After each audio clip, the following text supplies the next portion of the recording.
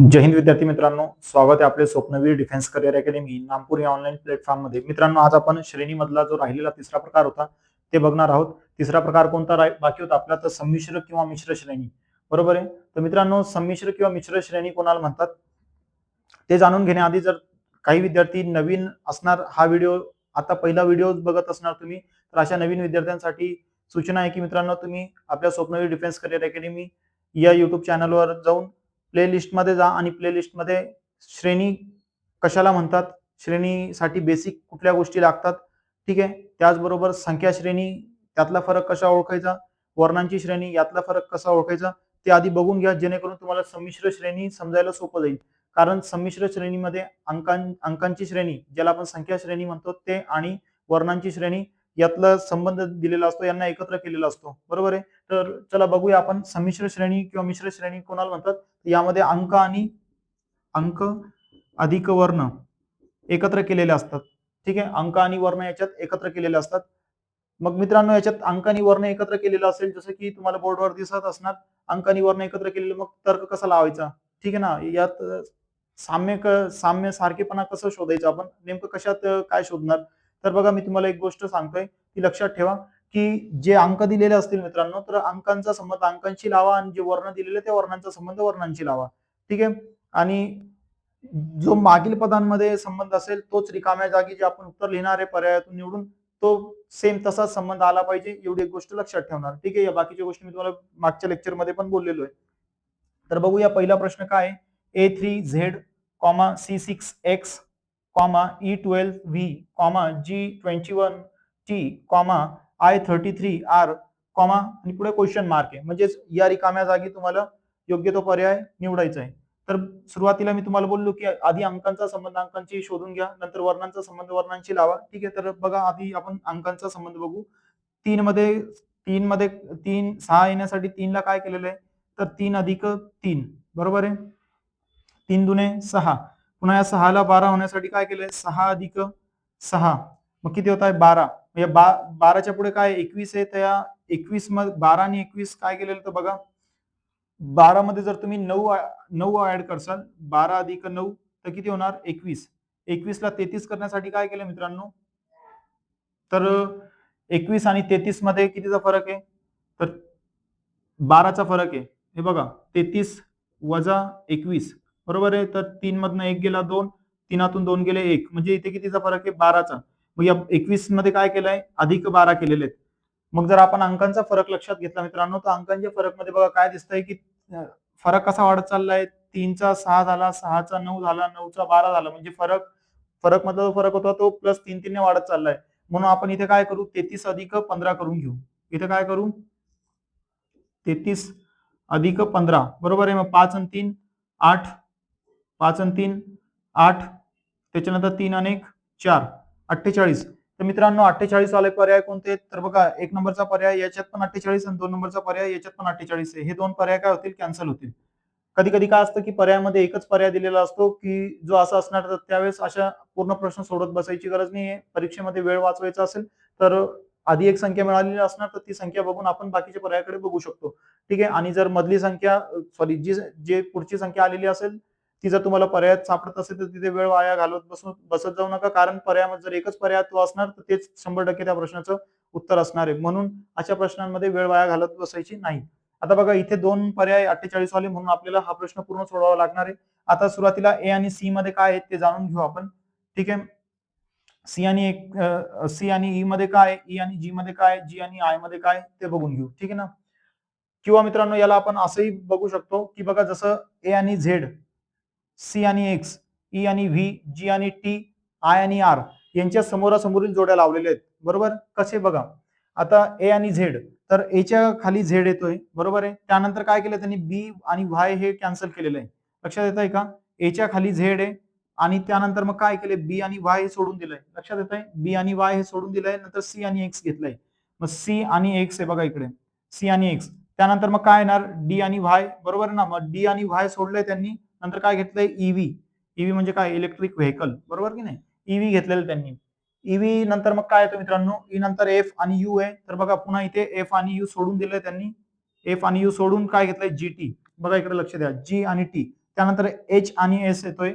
H आणि S काय केलं इथे, एच आणि एस सोडून दिलाय. नंतर मग आय आणि आर घेतलेलं आहे. आय आणि आर. मग आपल्याला काय करावं लागणार आहे, मागे जसं समोरील म्हणजे वरची आणि सॉरी वरची आणि खालची जी जोडी घेतलेली आहे, त्यानंतर मग एक जोडी सोडून दिलेली त्यांनी. तर आय आणि आर नंतर पुन्हा आपल्याला एक जोडी एक घर सोडावं लागणार आहे. आय आणि आर नंतर काय येतोय मग जे आणि क्यू. बरोबर, जे क्यू सोडून काय येणार, के पी. काय येणार, के पी. लक्षात येत आहे. मग के 48 म्हणजे के 48 पी असं पर्याय क्रमांक 2 मध्ये आहे, म्हणून पर्याय क्रमांक 2 हे त्या प्रश्नाचं उत्तर असणार आहे. ठीक आहे, समजलं असेल. तर आपण पुढचा प्रश्न बघूया. ठीक आहे, आता 2 नंबरचा प्रश्न काय मित्रांनो, तर बघा A32, C16, F8, J4 आणि पुढे क्वेश्चन मार्क आहे. म्हणजे प्रश्न चिन्हाच्या जागी काय येणार हे तुम्हाला विचारलं गेलंय. तर बघा मित्रांनो, आधी आपण अंकांमधला फरक जाणून घेऊ. तर जर मागून बघितलं आपण, तर मागून चढता क्रम आहे किंवा पुढून पाहिलं तर उतरता क्रम आहे. बरोबर आहे. आणि तो कसा आहे, जसं 32/2 केलं आपण, 32/2 तर काय येतंय 16. नंतर 16/2 केलं तर काय येणार 8. लक्षात येत आहे का, 32/2 16 आणि तो 16 इकडे लिहिलेला आहे. नंतर या 16ला भागिले 2 केलं तर 8, तो 8 इकडे घेतलेला आहे. मग 8/2 केलं तर 4 येत आहे आणि 4 इथे लिहिलेला आहे. नंतर मग 4/2 केलं तर काय येणार 2. लक्षात येत आहे का, 2 येणार. किंवा मग मागून चढता क्रम पाहिलं तर 2, 4, 8, 16 आणि 32 असं लक्षात येतं. दुप्पट होताना संख्या आपल्याला दिसते. त्यानंतर मग वर्णांमधला फरक जाणून घेऊ. वर्णामध्ये काय फरक आहे, ए नंतर सी, सी नंतर एफ, एफ नंतर जे. तर मग ए आणि सी मध्ये कोणतं घर टाळलंय त्यांनी, बी. बी नंतर काय मग, म्हणजे इथे बी सोडलंय त्यांनी. बरोबर आहे, बी सोडून काय घेतलं त्यांनी, सी घेतलेला आहे. सी नंतर मग बघा इकडे एफ घेतलेला आहे. सी नंतर काय येतो, डी आणि ई. बरोबर आहे, डी आणि ई सोडून मग काय घेतलंय एफ. एफ नंतर जे घेतलंय. तर मग एफ नंतर काय येतो बघा, लक्ष द्या. एफ नंतर जी, एच आणि आय. बरोबर आहे, जी, एच आणि आय हे 3 घर सोडून मग काय घेतलेलं आहे, आय नंतर काय येतो मग जे. बरोबर आहे, मग जे घेतलेलं त्यांनी. आपल्या लक्षात असं येणार की जो फरक येतो 1, 2, 3 असे पद सोडून त्यांनी घेतलेले आहे. बरोबर आहे, म्हणून आपल्याला जे नंतर 4 घर सोडून द्यायचंय आणि 5वं घेऊन टाकायचंय. जे नंतर काय, के एल एम 1, 2, 3, 4 आणि 5. बरोबर आहे, मग काय येणार ओ. काय येणार ओ. मग O2 कुठे आहे, तर पर्याय क्रमांक 1 हे या प्रश्नाचं उत्तर आहे. लक्षात येत आहे. आता चला आपण पुढचा प्रश्न बघू मित्रांनो. 3 नंबरचा प्रश्न काय आहे, तर बघा 2CA 3HF 5MK 7RP. बरोबर आहे, आणि पुढे क्वेश्चन मार्क आहे. म्हणजे या प्रश्न चिन्हाच्या जागी कोणतं पर्याय असणार ते तुम्हाला विचारलं गेलंय. तर बघा मित्रांनो, यामध्ये काय केलेलं आधी शोधू आपण. 2, 3, 5, 7 या संख्या मित्रांनो मूळ संख्या आहे. बरोबर आहे, मी संख्या प्रकरण पूर्ण शिकवलेलं गणितातलं. ज्यांना माहित नसेल त्यांनी प्ले स्टोअर मध्ये जाऊन संख्या प्रकरण पण पाहून घ्या. तर बघा मित्रांनो, इथे काय 2, 2च्या पुढची मूळ संख्या कोणती आहे, 3, 3च्या पुढे कोणती मूळ संख्या आहे, 5, 5 नंतर कोणती आहे, 7, 7च्या पुढे कोणती येते मग 11. बरोबर आहे, आता 11 वाला पर्याय. तर बघा इथे चारही पर्यायामध्ये 11 दिलेलं आहे. ठीक आहे ना. मग आता आपल्याला वर्णांचा संबंध शोधावा लागणार आहे. तर वर्णांचा संबंध शोधूया आपण काय याच्यात. तर सी आणि एच मध्ये काय फरक आहे, किती काय संबंध आहे बघू. सी नंतर एच मध्ये काय 1, 2, 3, 4, 5 म्हणजे काय +4 केलेलं त्यांनी, 4 घरं सोडून 5वा घेतलेलं आहे. एच आणि एम मध्ये काय, एच आणि एम मध्ये 1, 2, 3, 4, 5 म्हणजेच काय 4थं घर सोडून 5वं घेतलेलं आहे +4. एम आणि आर मध्ये काय, एम आणि आर मध्ये तर बघा 1, 2, 3, 4, 5 म्हणजेच काय 4 घर सोडून 5वं घर घेतलेलं आहे. ठीक आहे, म्हणून आरच्या पुढे आपल्याला पुन्हा तसंच करावं लागणार. काय की 4 घर सोडायचे आणि 5वं घर घेऊन टाकायचंय. लक्षात येत आहे. तर मग आरच्या पुढे 5वं घर कोणतं असणार, तर बघा 1, 2, 3, 4, 5 म्हणजे काय येणार इथे डब्ल्यू. काय येतोय, डब्ल्यू येतोय, डब्ल्यू. ठीक आहे, आता एलिव्हन डब्ल्यू वाले ऑप्शन कोणकोणते, तर बघा एलिव्हन डब्ल्यू वाला फक्त पर्याय क्रमांक 2च ऑप्शन आहे, म्हणून तोच ऑप्शन या प्रश्नाचं उत्तर असणार आहे. पण आपण शिकतो म्हणून पूर्ण बघून घेऊया. ठीक आहे, परीक्षेमध्ये तुम्ही असा टाइमपास करत बसायचा नाही. ठीक आहे, आता बघा ए आणि एफ मध्ये काय, तर ते बघू आपण. ए आणि एफ मध्ये 1, 2, 3, 4, 5 म्हणजेच काय केलंय 4 घरं सोडून 5वं घर घेतलेलं आहे. लक्षात येत आहे, +4. एफ आणि के मध्ये काय, तर बघा एफ आणि के मध्ये 1, 2, 3, 4, 5 म्हणजेच काय +4 केलेलं आहे, 4 घरं सोडून 5वा घेतलेला आहे. के आणि पी मध्ये काय, के आणि पी मध्ये 1 2 3 4 5 म्हणजे प्लस 4 घरं सोडून 5वं घर घेतलेलं, म्हणून आपल्याला पुन्हा इथे काय करावं लागणार आहे, 4 घरं सोडायची आणि 5 घेऊन टाकायची. मग पीच्या पुढे 4 घर सोडून 5वं घर आपल्याला घ्यावं लागणार आहे. मग पीच्या पुढे बघा 1 2 3 4 5 म्हणजे काय येणार इथे यू येणार. मग एलिव्हन डब्ल्यू पर्याय क्रमांक 2 हे या प्रश्नाचं उत्तर आहे.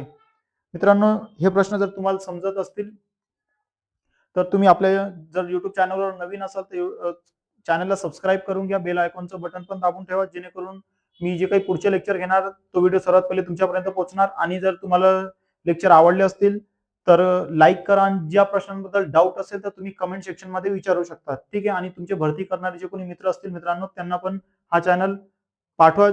अगदी सोप्या भाषेत मी तुम्हाला समजून देण्याचा प्रयत्न करतोय, कारण आपल्याला भाषा इथे मॅटर करत नाही. आपल्याला फक्त प्रश्नाचा अर्थ समजून गेला तर आपले मार्क फिक्स आहे. जर मार्क फिक्स राहिले तर यादीला नाव फिक्स आहे, आणि यादीला नाव फिक्स आलं की मग तुझं शुभ मंगल सावधान पण फिक्स आहे. ठीक आहे. आता बघ, लक्ष दे.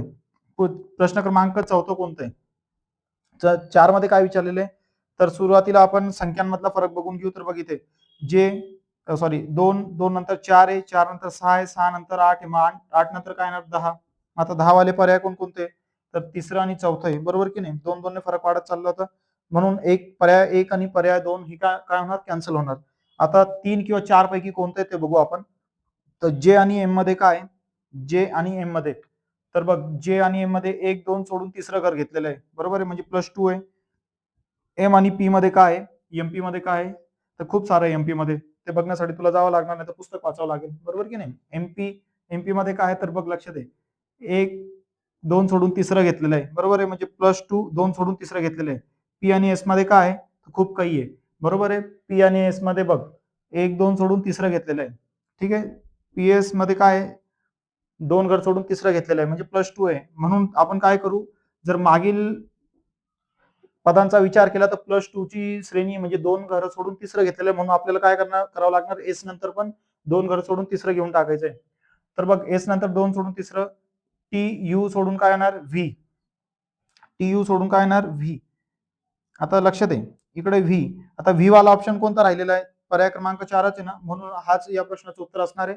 पण आपण शिकतोय म्हणून काय करू, पूर्णच प्रश्न बघू. ठीक आहे. आता बघ कोण राहिलाय, डी जी हा. डीजी मध्ये काय आहे, तर बघ 1 2 सोडून तिसरं घेतलेलं आहे, बरोबर आहे, म्हणजे +2 2 सोडून तिसरं घेतलेलं आहे. जी आणि जे मध्ये काय आहे, जी आणि जे मध्ये गुजरातमध्ये सर्व काही आहे, जे नव्हतं ते पण इकडनं तिकडे चाललंय. जी आणि जे मध्ये काय, बघ लक्ष द्या. आता 1 2 सोडून तिसरं घेतलेलं आहे, बरोबर आहे, +2 आहे.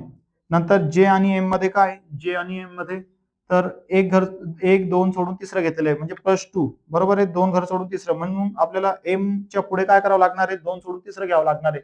मग 1 2 सोडून पी घेऊन टाक, 1 2 सोडून पी म्हणजे VP10 VP10 असं पर्याय क्रमांक 4 मध्ये आहे.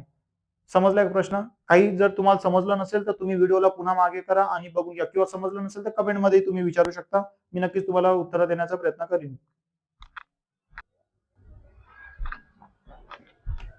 चला तर मित्रांनो, प्रश्न क्रमांक 5 बघू आपण. प्रश्न क्रमांक 5 मध्ये काय दिलेलं आहे, तर बघा A1 B4 C9 D16 आणि पुढे तुम्हाला 2 प्रश्न चिन्ह दिलेले, म्हणजे या दोन्ही पदांच्या दोन्ही रिकाम्या जागांची जवळ कोणते ऑप्शन येणार. ठीक आहे. तर बघा ऑप्शन मध्ये काय काय दिलेलं आहे. पहिलं ऑप्शन आहे F25, E26, बरोबर आहे. त्यानंतर E25, F36.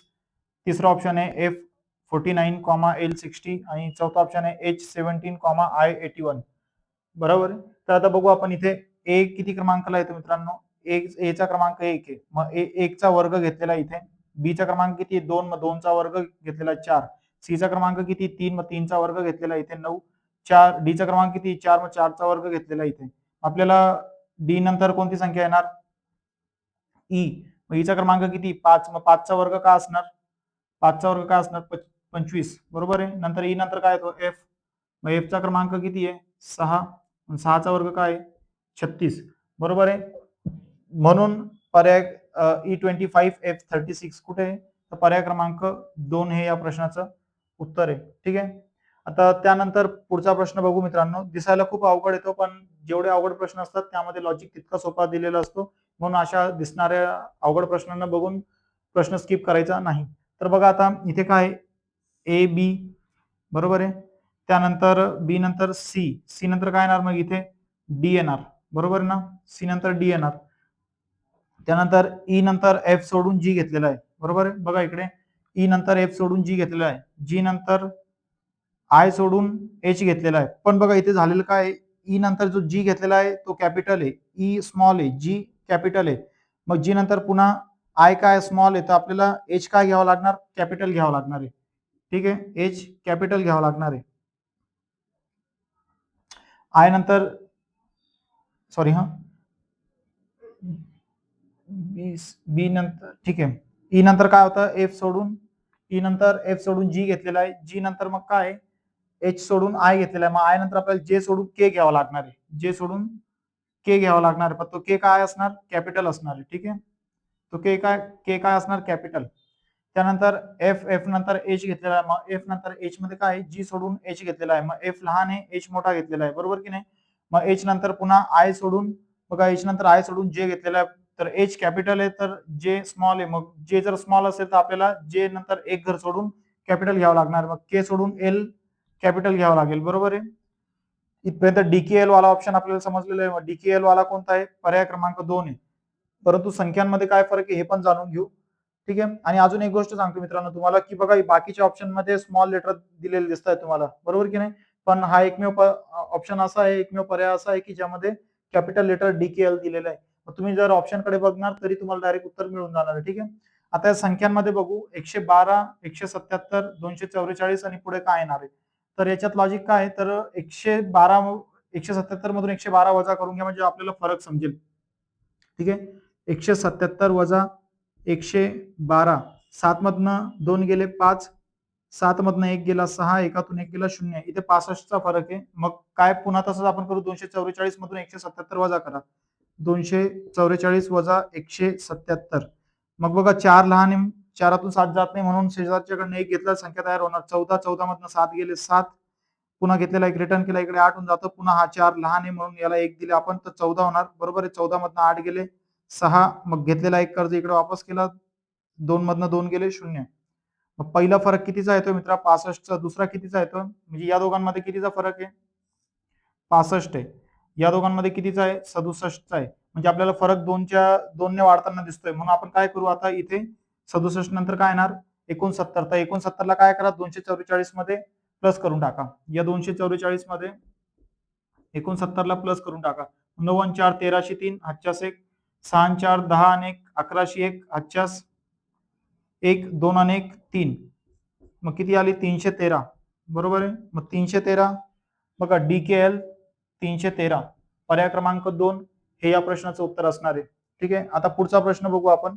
तर पुढच्या प्रश्नामध्ये आधी संख्या बघूया. संख्यामध्ये काय आहे, 7 अधिक 3, 7 अधिक 3 किती होत आहे 10, 10 अधिक 4 14, बरोबर आहे. मग 3 4, मग याच्यात आपण 5 करून बघू कारण नैसर्गिक संख्या क्रमवार वाढताना दिसत आहे म्हणून.